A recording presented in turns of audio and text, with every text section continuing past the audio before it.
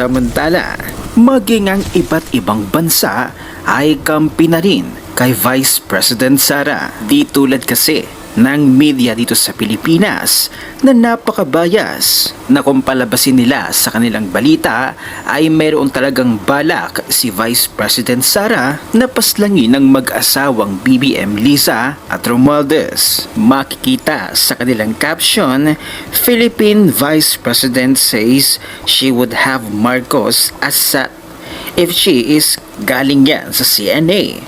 Gayon din sa balita ng Al Jazeera, nandun ng word na if she is maging sa CNN Asia at maging sa pahayagan ng The Guardian. Ganito nga daw dapat ang pagbabalita, ang tamang pagbabalita.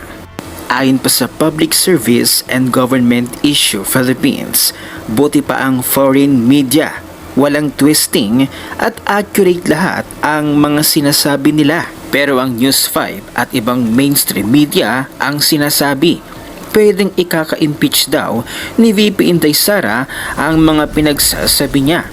Buti kong bobo ang sambayan ng Pilipino. Akala namin kayo ang tagapagbantay ng mga fake news. Kayo pala ang numero 1 gumagawa ng fake news. Kaya ba nagmanhunt sila sa binigyan di umano ng instruction o mag-produce na naman sila ng peking personalidad? Diyan sila magaling. Ang revenge from the grave ay hindi masasabing krimen sa sarili nito dahil isang yumaong tao ay hindi na maaaring gumawa ng aksyon na maituturing na kriminal. Gayunpaman, kung ang konsepto ay tumutukoy sa mga kilos na inihanda ng isang tao bago siya masawi, tulad ng mga posthumous na utos, pagbabanta o mga gawaing nagdudulot ng pinsala o lumalabag sa batas, ang mga taong nagsasagawa o nagtataguyod ng mga ito ay maaaring managot sa batas. Sa madaling salita, ang krimen ay hindi nagmumula sa yumaong tao, kundi sa mga buhay na gumagawa ng aksyon sa ngalan nila na lumalabag sa batas. Ngayong sinabi na ni BBM na papalag daw siya, papalagan niya si Vice President Sara, bakit hindi makapalag si BBM pagdating sa drug testing? Kung talagang matapang, bakit hindi pinangalanan si Vice President Sara? Kung talagang matapang si BBM, umpisahan na ang drug testing publicly.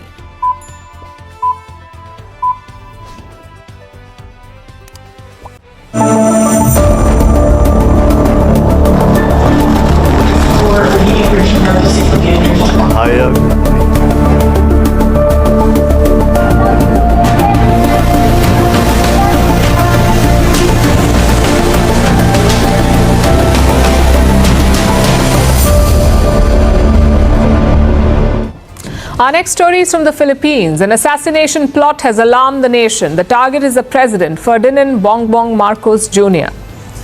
Now, this would be alarming on its own, knowing that the president's life is under threat. But what's worse is the plotter. It's his own vice president, SARA Duterte, the daughter of former President Rodrigo Duterte, and the person who will succeed Marcos if he dies.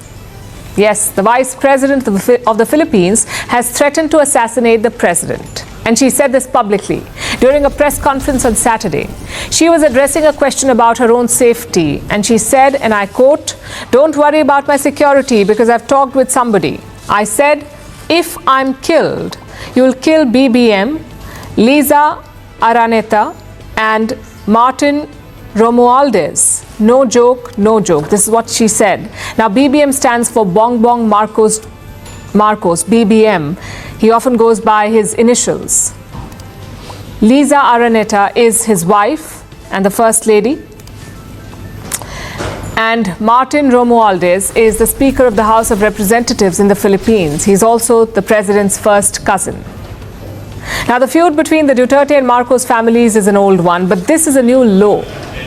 Marcos is not taking the threat lying down. He addressed the Philippines today and he vowed to fight the threat.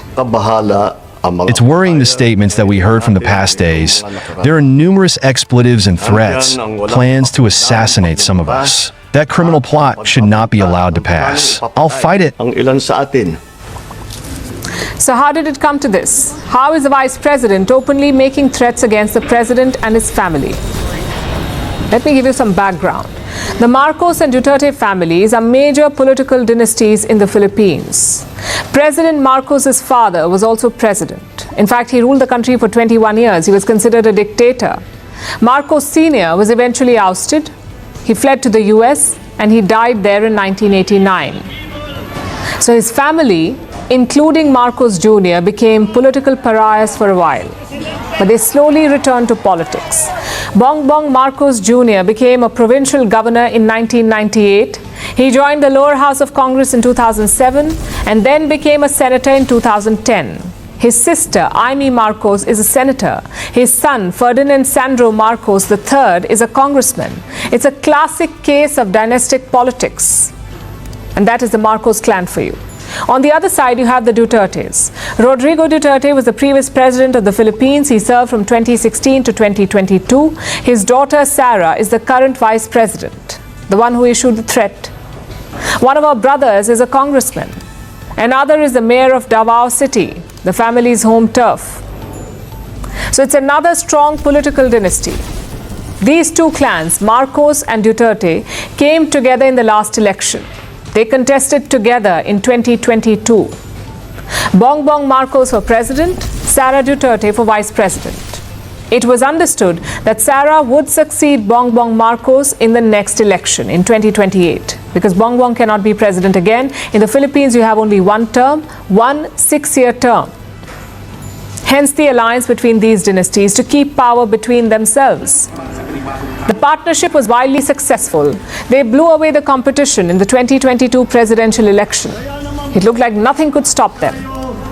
But then cracks started to appear. They had differences over China. The Dutertes were seen as soft on China, especially when it came to Beijing's bogus territorial claims in the West Philippine Sea. Former President Rodrigo Duterte reportedly had a gentleman's agreement with Chinese President Xi Jinping.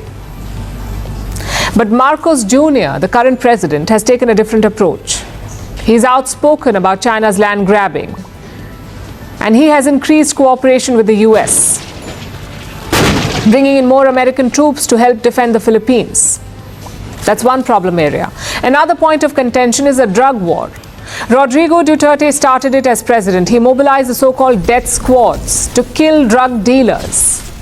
These were extrajudicial killings. Duterte said they were necessary. But now he's being investigated for them, both by the Filipino police and the International Criminal Court or the ICC. As president, he rejected the ICC, but the Marcos administration says they will cooperate with the International Court. That's problem number 2. Then we have SARA Duterte. She too is under investigation for corruption, for misusing public funds. In fact, she was being asked about this probe and whether she faced any security threats. And that is when she said she had made arrangements to assassinate President Marcos. And she has told the assassin, and I'm quoting again, "If I die, don't stop until you've killed them." This is how the whole situation unfolded. Two political dynasties joined hands to come to power and are now at each other's throats. The Marcos clan will make the next move. SARA Duterte might even end up in jail. And then the Dutertes will hit back. So it seems that this feud will definitely get worse.